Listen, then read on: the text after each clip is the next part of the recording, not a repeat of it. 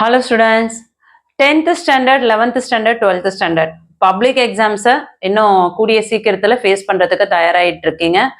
இந்த நேரத்தில் உங்கள்கிட்ட ஒரு சில நிமிடங்கள் உங்களோட கொஞ்சம் ஒரு சில விஷயங்கள் உங்கள் கூட ஷேர் பண்ணணும்னு தோணுச்சு. அதுக்காக இந்த வீடியோ கண்டிப்பாக யூஸ்ஃபுல்லாக இருக்கும். ஸ்டடி டிப்ஸ் தான் உங்களுக்கு சொல்ல இருக்கிறேன். 10th பார்த்தீங்கன்னா உங்களுக்கு மார்ச் எண்டிங்கில் தான் எக்ஸாம். ஸோ நோ ப்ராப்ளம், அவங்களுக்கு ஓரளவுக்கு டைம் இருக்குது. ஆனால் 11th and 12th March 3rd 12th start ஆயிடுது, மார்ச் 5th 11th ஸ்டார்ட் ஆயிடுது. ஸோ நடுவில் ப்ராக்டிக்கல் எக்ஸாம் வர போயிட்டு இருக்கு. ஸோ இந்த டைமும் போச்சுன்னா நம்ம கையில் இருக்கிறது டோட்டலாக ஒரு 20 days தான் நம்ம கையில் இருக்கு. சரிங்களா? ஸோ இந்த 20 daysல நம்ம எப்படி புத்திசாலித்தனமாக இருக்கிற நேரத்தை வீணாக்காம ரொம்ப பிரயோஜனமா நல்லா படிக்கலாம் அப்படின்றத வீடியோவில் பார்க்க போகிறோம். நிறைய பேரண்ட்ஸ் கமெண்ட் பண்ணிகிட்டே இருக்கீங்க, பிள்ளைங்களுக்கு ஸ்டடி டிப்ஸ் கொடுங்க, உங்களோட எக்ஸ்பீரியன்ஸை ஷேர் பண்ணுங்கன்னு சொல்லிட்டு இருக்கீங்க. அந்த ஒரு பேரண்ட்ஸ்க்காகவும் நிறைய ஸ்டூடெண்ட்ஸும் ஸ்டடி பிளான் கொடுங்க அப்படின்னு சொல்லிட்டு இருக்கீங்க. ஸோ ஸ்டடி பிளான் அப்படின்னா அது டிஃப்ரெண்ட் டைப்ஸ் ஆஃப் ஸ்டூடெண்ட்ஸ்க்கு டிஃப்ரெண்ட் ஆகும். ஏன்னா ஒரு சிலர் ரொம்ப ஸ்பீடா படிப்பாங்க, ஒரு சிலர் ஸ்லோவா போவாங்க, ஒரு சிலர் போர்ஷனை முடிச்சிருப்பாங்க, ஒரு சிலர் இனிமேல் தான் படிக்க ஆரம்பிச்சிருப்பாங்க, ஒரு சிலர் ஒரு 50% முடிச்சிருப்பாங்க, ஒரு சிலர் 80% முடிச்சிருப்பாங்க, ஒரு சிலர் டோட்டலா முடிச்சுட்டு ஃபுல் ரிவிஷன் கொடுத்துட்டு இருப்பாங்க. So different types of students இருக்காங்க. ஸோ அவங்களுக்கு செப்பரேட்டா நம்ம போடுறது பிரயோஜனம் கிடையாது. ஏன்னா நாட்கள் ரொம்ப கம்மியா இருக்கு. ரொம்ப முக்கியமான வீடியோ, என்னோட அனுபவத்தை உங்களோட ஷேர் பண்றேன். ஸோ கல்வி விஜி சேனல்ல தரமான வீடியோ போடுவாங்க, நம்பிக்கை இருக்கவங்க மட்டும் வீடியோ பாருங்க, தொடர்ச்சியா பாருங்க, சப்போர்ட் பண்ணுங்க. யூஸ்ஃபுல்லா இருக்குன்னா ஒரு லைக் கொடுத்துட்டு உங்க ஃப்ரெண்ட்ஸ்க்கு கண்டிப்பா ஷேர் பண்ணுங்க. அதை விட பேரண்ட்ஸ் நிறைய பேர் சப்போர்ட் பண்றீங்க. எல்லா பேரண்ட்ஸ்க்கும் இந்த நேரம் நான் ஒரு பெரிய தேங்க்ஸ் சொல்லிக்கிறேன். அதுக்கப்புறம் ஒரு சின்ன இன்ஃபர்மேஷன் சொல்லிட்டு நம்ம வீடியோவோட பதிவுக்கு போயிடுவோம். ஏன்னா கமெண்ட் செக்ஷன்ல நிறைய கமெண்ட்ஸ் வந்துட்டே இருக்கு. நாங்க பிரைவேட்டா எக்ஸாம் எழுதுறோம், எங்களுக்கு கிளாஸ் எடுங்க, எங்களுக்கு செப்பரேட்டா வீடியோ கொடுங்க அப்படின்லாம் சொல்றீங்க. தயவு செஞ்சு புரிஞ்சுக்கோங்க, என்னோட ஹெல்த் இஷ்யூ நிறைய ப்ராப்ளம் இருக்கு. ஸோ என்னால் கிளாஸ்லாம் எடுக்க முடியாது. யூடியூப்ல இந்த மாதிரியான வீடியோஸ் போடுறதுக்கே நான் ரொம்ப வேலையெல்லாம் சுருக்கிக்கிட்டு எனக்கு டைம் ஒதுக்கி தான் வீடியோ போட முடியுது. நடுவில் என்னோட ஹெல்த் வைஸ் ப்ராப்ளம் இருக்கிறதுனால என்னால் ரொம்ப நேரம் மொபைல் யூஸ் பண்ண முடியாது. ஸோ அதை கொஞ்சம் புரிஞ்சுக்கோங்க, தயவு செஞ்சு தவறாக எடுத்துக்க வேணாம். கண்டிப்பாக எல்லாருமே நல்ல எக்ஸாம் பண்ணணும், யாரும் கவலைப்படாதீங்க. இந்த வருஷம் நிறைய பிள்ளைங்க நிறைய சாதிக்க போறீங்க. நான் ரொம்ப நம்பிக்கையோட இருக்கேன். கண்டிப்பா உங்களுக்காக ப்ரே பண்ணிட்டு இருக்கேன். எல்லாருமே சூப்பரா ஜெயிக்க போறீங்க. அந்த அளவுக்கு எஃபர்ட் போட்டுட்டு இருக்கீங்க, நான் நம்புறேன். போடுவீங்க நம்புறேன். கண்டிப்பா படிங்க.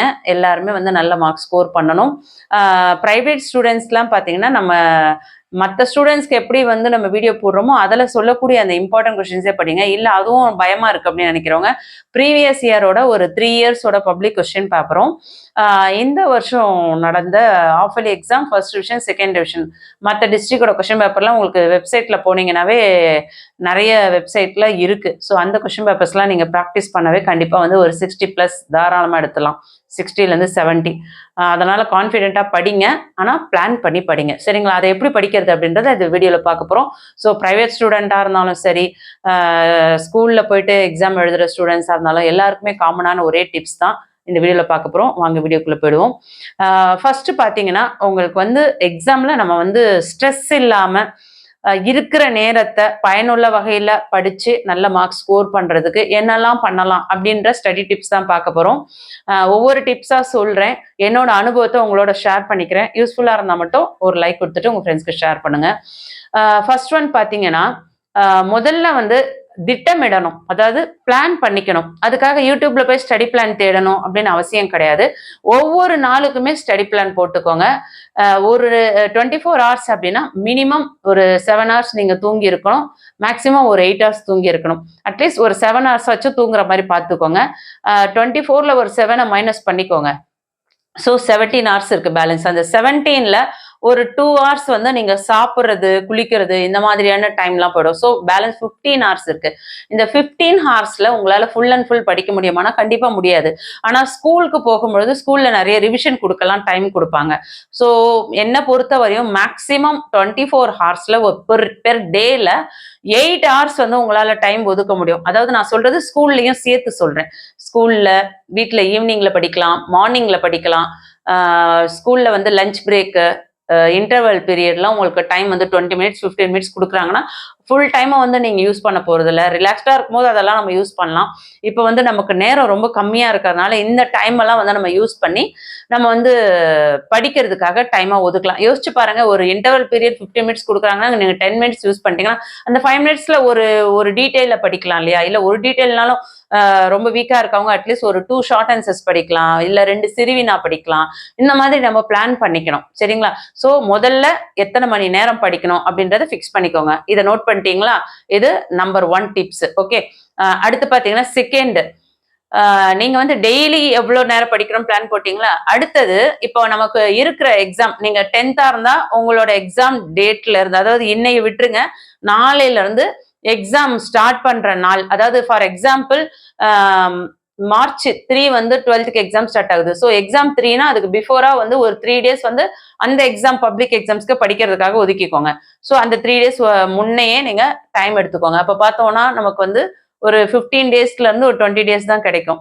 ஸோ இப்போ அப்ராக்சிமேட்லி பார்த்தோம்னா ஒரு 20 டேஸ் இருக்குன்னு வச்சுக்கோங்க. 10th வந்து நீங்க மார்ச் எண்டில் உங்களுக்கு எக்ஸாம். ஸோ இதுல இருந்து நாளையில இருந்து ப்ராக்டிக்கலுக்கு ஒரு 4 நாள் ஒதுக்கிட்டு பேலன்ஸ் இருக்கனால கவுண்ட் பண்ணிக்கோங்க. யார் யாருக்கு எப்படி ப்ராக்டிக்கலோ அதுக்கேற்ற மாதிரி நீங்க கவுண்ட் பண்ணிக்கோங்க.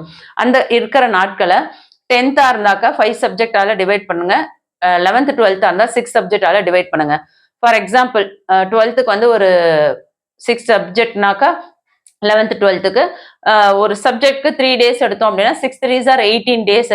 ஸோ பேலன்ஸ் இருக்க அந்த 2 டேஸ் வந்து நீங்க வந்து ப்ராக்டிக்கலுக்கு ரிவைஸ் பண்றது, கொஞ்சம் முடிக்காததெல்லாம் கவர் பண்றது, இல்ல ஏதாவது ஒரு ஹெல்த் வைஸ் ப்ராப்ளம் இருக்கும், அப்படி ஏதாவது கொஞ்சம் டைம் வேஸ்ட் பண்றீங்க, இப்படி எல்லாம் போயிடும். ஸோ டோட்டலா நம்ம கையில இருக்கிறதுன்னு பாத்தீங்கன்னா ஒரு 18 டேஸ் தான். 20 டேஸ் கூட நம்ம ஷார்ப்பா சொல்ல முடியாது. சரிங்களா?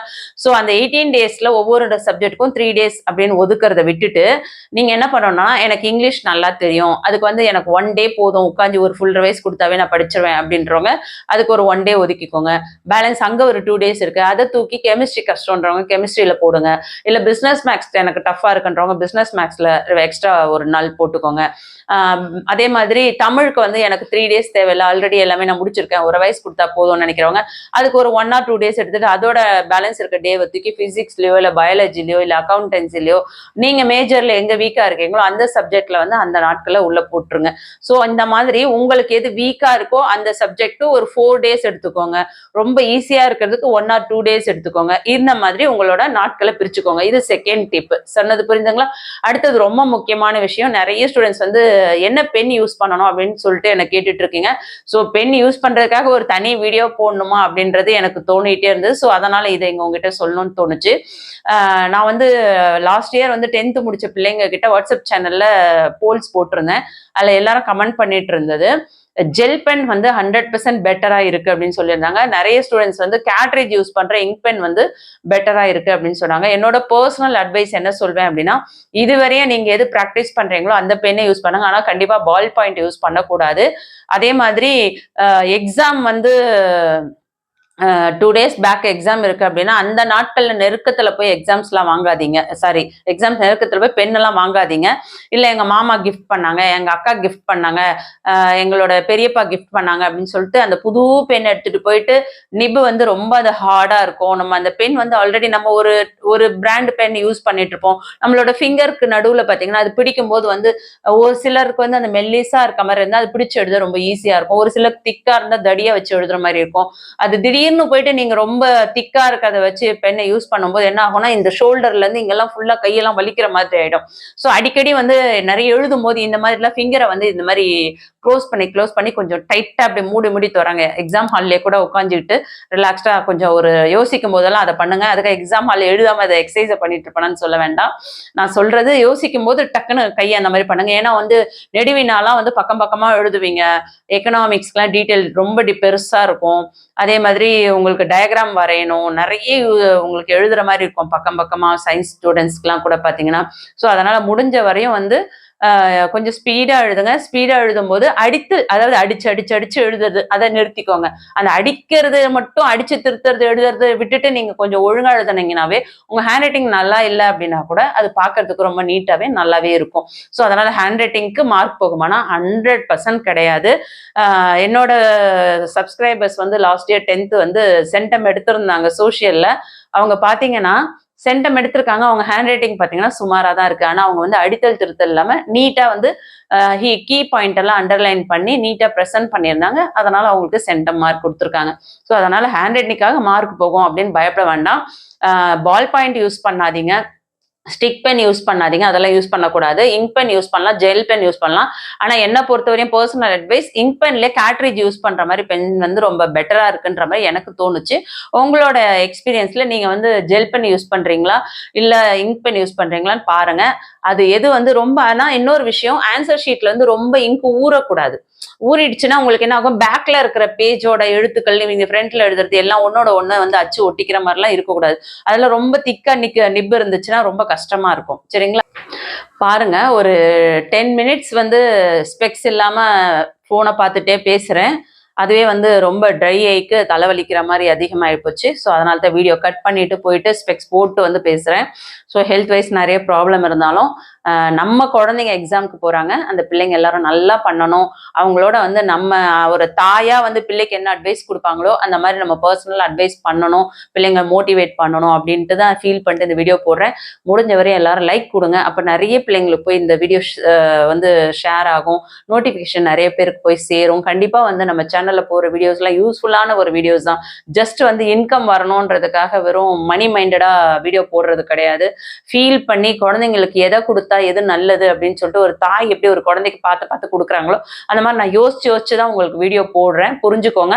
அதே மாதிரி நான் போடுற கொஸ்டின் பேப்பர்ஸ் தயவு செஞ்சு அது அப்படியே வரும்னு யாருமே படிக்கக்கூடாது. எல்லாமே மாடல் கொஸ்டின் பேப்பர். அதை மைண்ட்ல வச்சுக்கோங்க. சரிங்களா? ஸோ இது என்ன டிஸ்ட்ரிக்ட், இது என்ன டிஸ்ட்ரிக்ட் கமெண்ட் பண்றீங்க. நான் எல்லாருக்கும் கமெண்ட் பண்ண முடியாது. ஏன்னா மொபைல் நிறைய யூஸ் பண்ற மாதிரி இருக்கு. அப்படியும் நிறைய ஸ்டூடெண்ட்ஸ்க்கு நான் கமெண்ட் பண்ணிட்டு இருக்கேன். சிலருக்கு நான் கமெண்ட் பண்ண முடியல. தயவு செஞ்சு தவறா எடுத்துக்க கூடாது. கொஞ்சம் ட்ரை ஐ ப்ராப்ளம் இருக்கு. ரொம்ப மொபைல் யூஸ் பண்ணா உடனே கண்ணெல்லாம் செவந்துரும். ஸோ என்னோட ப்ராப்ளத்தையும் கொஞ்சம் புரிஞ்சுப்பீங்கன்னு நான் நினைக்கிறேன். தயவு செஞ்சு கோச்சிக்க வேண்டாம். நீங்களாம் என்னோட செல்லங்க. கண்டிப்பா ஆன்ட்டி சொல்றத கண்டிப்பா புரிஞ்சுப்பீங்கன்னு நினைக்கிறேன். நீங்களாம் எனக்கு வந்து நல்லது செய்யறீங்க அப்படின்னு நினைச்சீங்க அப்படின்னா தயவு செஞ்சு நல்ல மார்க் ஸ்கோர் பண்ணுங்க. எல்லாரும் நல்ல சூப்பரா மார்க் ஸ்கோர் பண்ணணும். கடவுள்கிட்ட நான் ப்ரே பண்ணிக்கிறேன். டெய்லி நான் பண்ற ப்ரேயர்ல கண்டிப்பா வந்து எல்லா குழந்தைங்களும் பெருசா சாதிக்கணும்னு ப்ரேயர் பண்ணிட்டு இருக்கேன். கான்ஃபிடென்ட்டா படிங்க. சரிங்களா? வாங்க நம்ம வந்து கண்டென்ட்டுக்குள்ள போயிடலாம். ஆன்ட்டி கொஞ்சம் பேச ஆரம்பிச்சா அப்படியே போற ரூட்டை விட்டுட்டு ட்ராக்கை மாறி போயிடுவேன். சரிங்களா? சரி, இப்ப பாத்தீங்கன்னா பெண்ணை பத்தி சொல்லிட்டு இருந்தேன். இது ஒரு டிப். நல்ல பெண்ணை யூஸ் பண்ணும்பொழுது நமக்கு வந்து இன்னும் கொஞ்சம் டைம் சேவ் ஆகும். கொஞ்சம் நிறைய ஸ்பீடா எழுதிடலாம். சரிங்களா? அடுத்து பார்த்தோம் அப்படின்னா எப்படி படிக்கலாம் அப்படின்னா, இதுக்கப்புறம் நீங்க வந்து என்ன பண்ணா ஹிண்ட் நோட் பண்ணி படிக்கிற மாதிரி ப்ராக்டிஸ் பண்ணிக்கோங்க. ஃபார் எக்ஸாம்பிள், இப்போ பிசிக்ஸ் வந்து ஒரு 3 டேஸ் படிக்கிறீங்க அப்படின்னா அதில் கீ பாயிண்ட்லாம் மெயின் பாயிண்ட் எல்லாம் இருக்கும் இல்லையா, அதெல்லாம் வந்து நீங்கள் ஒரு நோட் போட்டுட்டு, அதாவது பப்ளிக் ரிவிஷனுக்குன்னு தனியாக ஒரு நோட் போட்டு ஒவ்வொரு சப்ஜெக்டும் அதை டிவைட் பண்ணி பேப்பரை பிரித்து எடுத்துட்டு அதில் வந்து ஒவ்வொரு லெசன் வந்து ஹெட்டிங் போட்டு அதில் வந்து என்னென்னலாம் படிக்கிறீங்களோ அதோட கீ பாயிண்ட் எல்லாம் நோட் பண்ணிக்கிட்டே வாங்க. நீங்கள் வந்து எக்ஸாம் ஹாலுக்கு போகிறதுக்கு முன்னாடி காலையிலையோ இல்லை முன்னாலோ ரிவைஸ் பண்ணுறதுக்கு அந்த கீ பாயிண்ட்டை மட்டும் நம்ம ரிவைஸ் பண்ணாவே அந்த ஃபுல் நோட்ஸுமே நமக்கு ஞாபகம் வந்துடும். ஸோ அந்த மாதிரி படிக்கிற ஐடியா வச்சுக்கோங்க. இது வந்து உங்களுக்கு சென்டம் எடுக்கிறதுக்கு பெரிய டிப்பாக இருக்கும். அதே மாதிரி ஈக்குவேஷன்ஸ்லாம் தயவு செஞ்சு எழுதி பாருங்க. அதே மாதிரி மேக்ஸா இருக்கட்டும், ஈக்குவேஷன்ஸா இருக்கட்டும், ப்ராப்ளம் சம்ஸா இருக்கட்டும், கெமிஸ்ட்ரி ப்ராப்ளம், சயின்ஸ் ப்ராப்ளம்ஸ்லாம் வந்து முடிஞ்ச வரையும் ஒர்க் அவுட் பண்ணி பாருங்க. அப்படியே கைடு வச்சு படிக்கிறது, மேக்ஸோட கைடை வச்சு படிக்கிறது, மேக்ஸ் கிளாஸ் ஒர்க்கை வச்சு அப்படியே பார்த்துக்கிட்டே போறது, இந்த தவறெல்லாம் பண்ணாதீங்க. எல்லாமே வந்து எழுதி பாருங்க, ஒர்க் அவுட் பண்ணி பாருங்க. கண்டிப்பா அதுக்கு பலன் இருக்கு. நீங்க எவ்வளவுக்கு எவ்வளவு நேரம் ஒதுக்கி படிக்கிறதுக்குன்னு டைம் ஒதுக்குறீங்களா? நான் சொல்றது வந்து படிக்கக்கூடிய நேரம் வந்து 8 ஹவர்ஸ் அப்படின்னா அந்த 8 ஹவர்ஸ்ல வந்து ஃபுல்லா படிச்சுட்டே இருக்கணும் அப்படின்னு அர்த்தம் கிடையாது. ஒரு 3 to 4 ஹவர்ஸ் படிக்கிறீங்க அப்படின்னா ஒரு 4 ஹவர்ஸ் வந்து எழுதியும் பார்க்கணும். என்னோட ஸ்டூடெண்ட்ஸ் வந்து 11th அவங்க வந்து ஆர்ட்ஸ் குரூப்ஸ், அவங்க வந்து நேம் வந்து ஸ்வேதான்றவங்க. பார்த்தீங்கன்னா அவங்க வந்து டைஃபாய்டு ஃபீவர் வந்துடுச்சு ஆஃப் இயர்லியில. ஆனா அவங்க வந்து எவ்வளோ டார்கெட் எடுப்பீங்க ஆஃப் இயர்லிலன்னா, அவங்க 1000 எடுப்பீங்களா அப்படின்னு. நான் அப்போ வந்து 1200 டோட்டல்.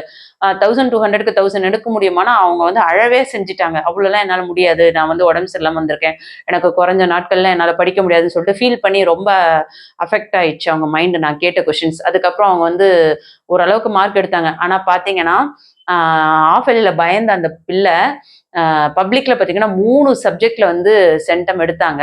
பிஸ்னஸ் மேக்ஸ்ல, அக்கௌண்ட்ஸ்ல, எக்கனாமிக்ஸை காமர்ஸான கரெக்டாக ஞாபகம் இல்லை. டோட்டல் பார்த்தீங்கன்னா 1128 தான் எடுத்திருந்தாங்க. ஸோ அந்த ஸ்டூடெண்ட்ஸ்க்கு ஒரு பெரிய பிரபலமான ஒரு காலேஜில் அவங்களுக்கு குரூப் கிடைச்சது. ஆனால் அதே இன்னொரு ஸ்டூடெண்ட்ஸ் பார்த்தீங்கன்னா அவங்கள விட மார்க் அதிகம் 1168, அவங்க 1200க்கு நம்ம ஸ்டூடெண்ட்ஸ் தான் அவங்களும். அவங்க பார்த்தீங்கன்னா 2 சென்டம் எடுத்திருந்தாங்க. அவங்களுக்கு வந்து அந்த காலேஜில் இடம் கிடைக்கல. ஸோ 11th 12th பொறுத்த வரையும் டோட்டல் முக்கியம் கிடையாது. ரொம்ப முக்கியம் உங்களோட கட் ஆஃப் மார்க்ஸு.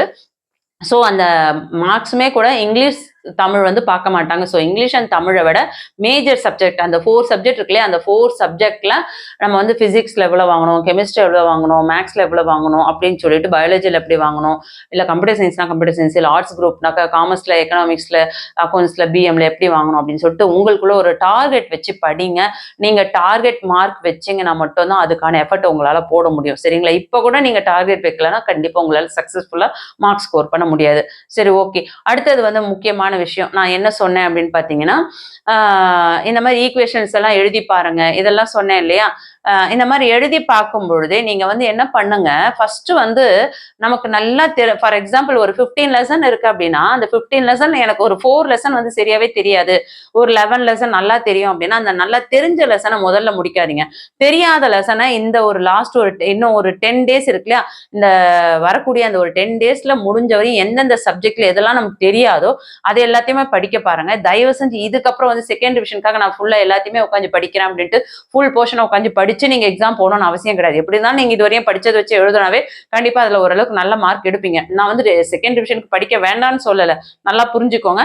பப்ளிக்கு நம்ம போர்ஷன் ரெடி ஆகணும். அப்ப என்ன பண்ணணும் அப்படின்னா, புதுசா நம்ம என்ன படிக்காம வச்சிருக்கோமோ, அதாவது போர்ஷன் வந்து கவர் பண்ணாம வச்சிருக்கோமோ, அந்த லெசன் எல்லாம் செலக்ட் பண்ணி அதெல்லாம் முதல்ல ஒரு 10 டேஸ்க்குள்ள படிக்க பாருங்க.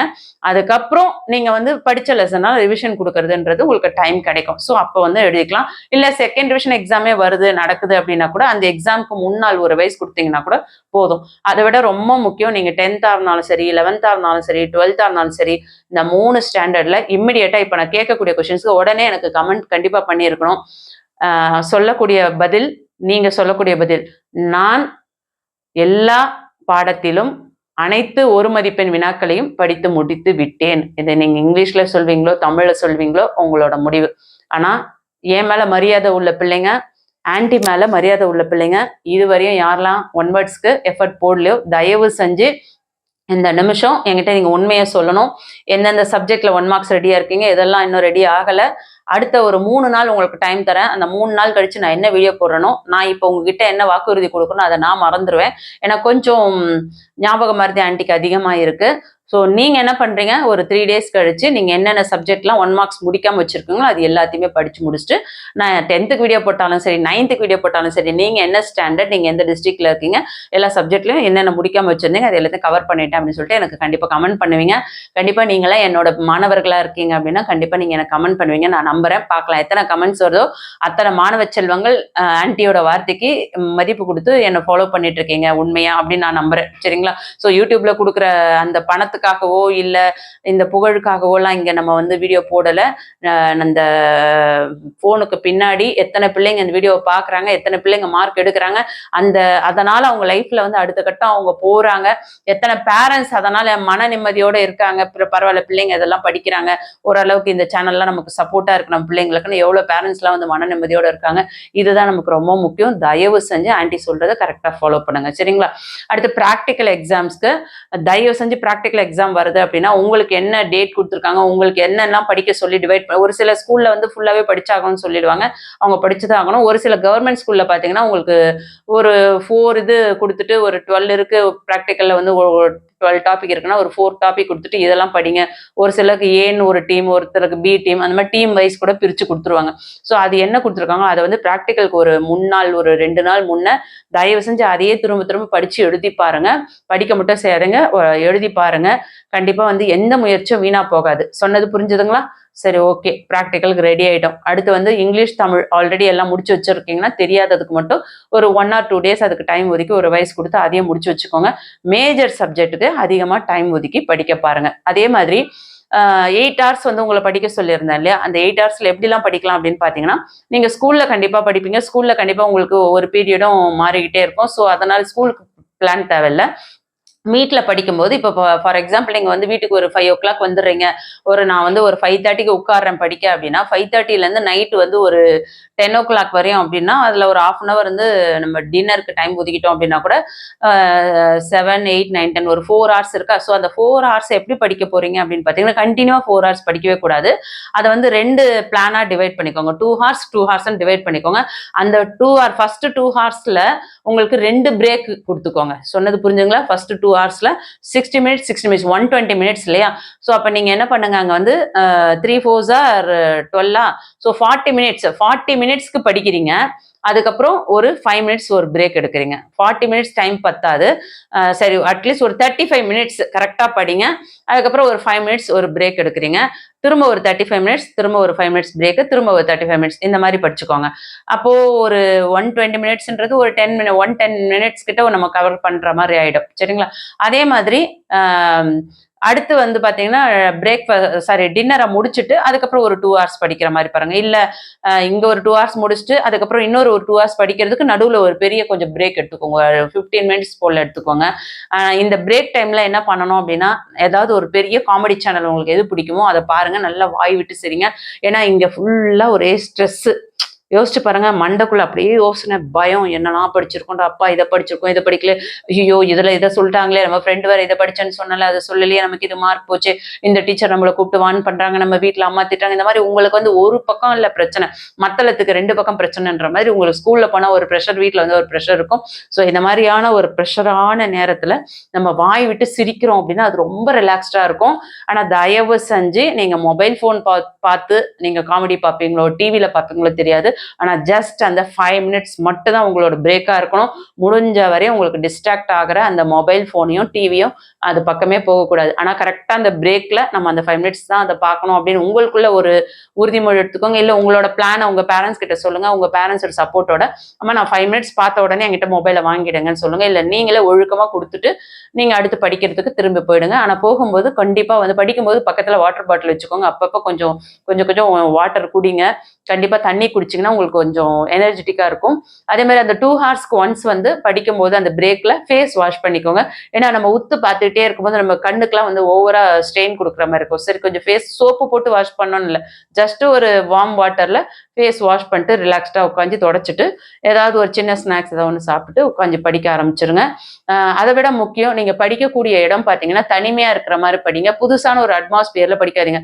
ஏற்கனவே உங்களுக்குன்னு ஒரு ரூம் இருக்கும். அந்த ரூம்ல தான் எப்பயும் படிப்பீங்க. இப்ப புதுசா எக்ஸாம்க்காக வந்து நான் மாடியில போய் படிக்கிறேன். என் ஃப்ரெண்டோட போய் உட்காந்து படிக்கிறேன். நாங்க வந்து க சேர்ந்து உட்காந்து படிச்சா தான் எங்களால சூப்பரா படிக்க முடியும். அப்படிலாம் சொல்லுவீங்க.